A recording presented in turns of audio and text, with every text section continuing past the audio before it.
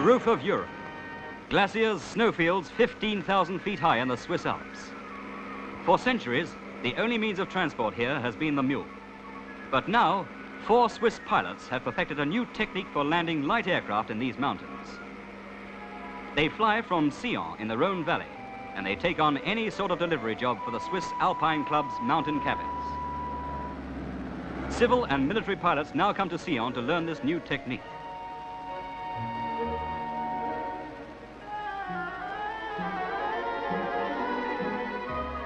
Three of the 4 Sion Glacier pilots are professionals. They all have more than 1,500 glacier landings to their credit. When weather permits, they fly regular delivery trips, sometimes as many as 25 flights a day. Trips which once took 2 days by mule now take half an hour.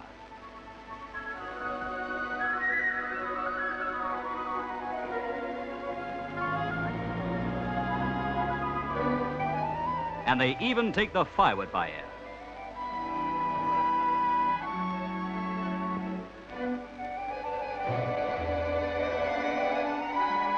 $400 to 500 pounds of provisions, bread, eggs, wine, everything needed for the mountain cabins is stowed behind the pilot. Sometimes he even carries dynamite for engineers working in the mountains. The plane's skis, built around the wheels, can be raised and lowered by the pilot. The one amateur of Sion's 4-man glacier team is 39-year-old John Gessler. He's a married man with 3 children, and his job is publishing. But when he can get away, he's flying. Glacier pilots, he says, have to keep their hand in. He circles Sion to get sufficient height to clear the nearby mountains. Soon he's over the snowfields, where his knowledge of mountains has to be allied to his skill as a pilot. Now he goes in, landing on an incline to shorten the run. At full throttle, he pulls the plane up the slope.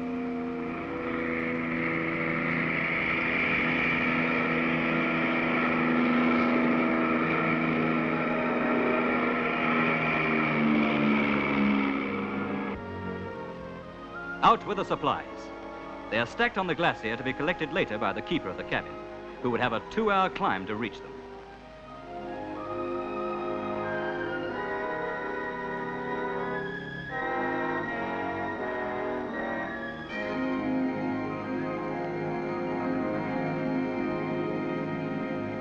At full throttle, the lightened Piper sets off on the downhill run, gaining speed for a quick takeoff.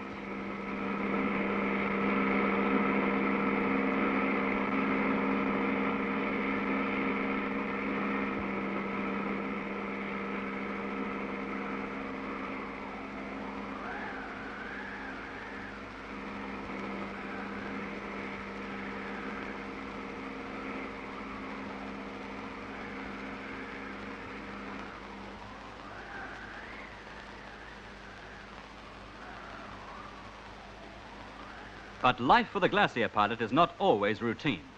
Mountains can be serene and beautiful. But for the mountaineer, danger lurks at every foothold. The weather deteriorates. A rock isn't as secure as it looks. A rope slips. Fingers sometimes aren't strong enough. Back at Sion, everything is quiet. 3 pilots are on routine delivery trips. A call for help comes direct from a mountain cabin. Get a ski plane ready quickly. Tout de suite, oui. Un instant, merci. Armand! Oui. Il faut vite venir, pour préparer un avion.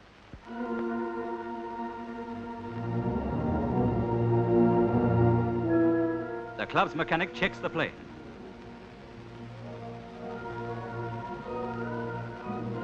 Madam Geiger, who runs the Aero Club office, calls the amateur glacier pilot John Gessler at his office.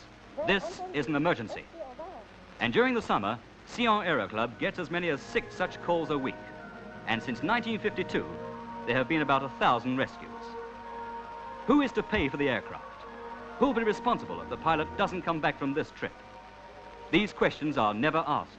He goes, and that's all.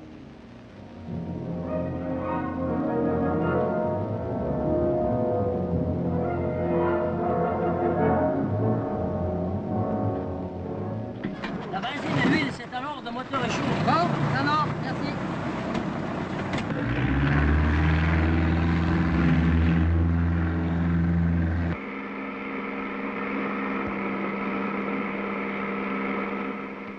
From the Rhone Valley, Gessler heads up one of the valleys, one of the gateways to the high snow-covered regions, gaining height all the time. The mountains prevent the use of radio, so Gessler relies on local knowledge, picking his way from valley to valley, crag to crag, to the area where the climbers were reported.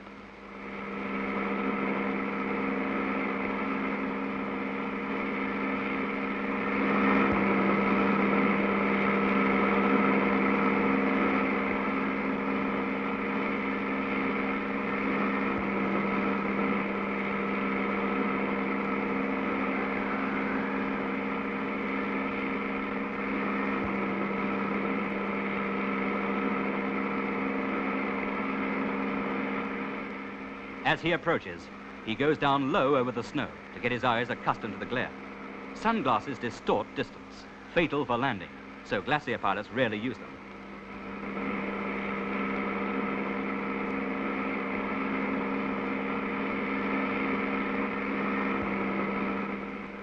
Over the wicked-looking crevasses, those cracks in the glacier are often more than 1,000 feet deep. Then suddenly he spots the climbers, two tiny figures against a desert of snow. The question now is to land without mishap. Is the snow fluted with an icy surface that'll smash a ski? He mustn't smash a ski. He mustn't smash anything. He must get down there in one piece.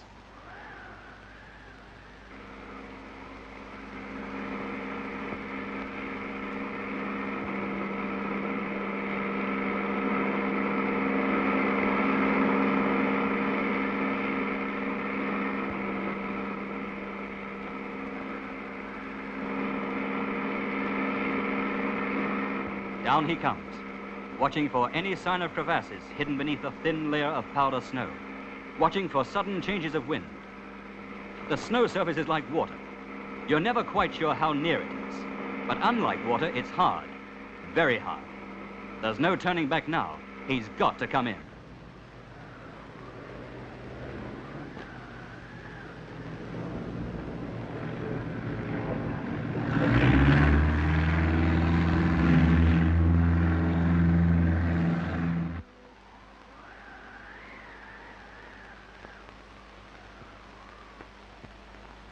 With the plane securely anchored across the slope, in very cold weather they leave the engine ticking over.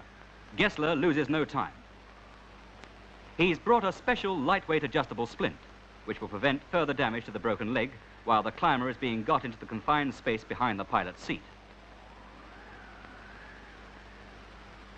It's only 20 minutes flying time from here to hospital, but without the plane, it would take 2 days, which could be fatal for a seriously injured man.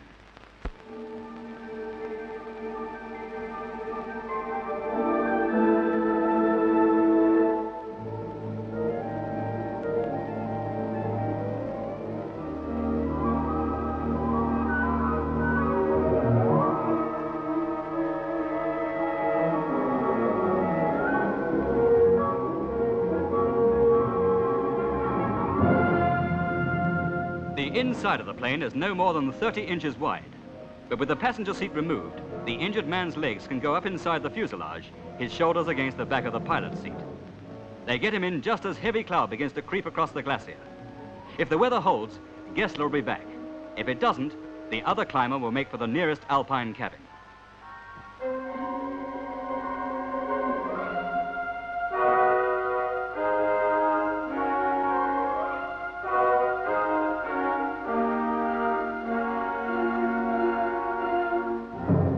Now that crashing downhill takeoff again, fully loaded this time. Full throttle and a kick on the rudder bar pulls the tail round. The skis begin to slide, and soon she's racing down, crashing over the hard snow until, yes, she lifts, and she's away on the most important delivery job of all.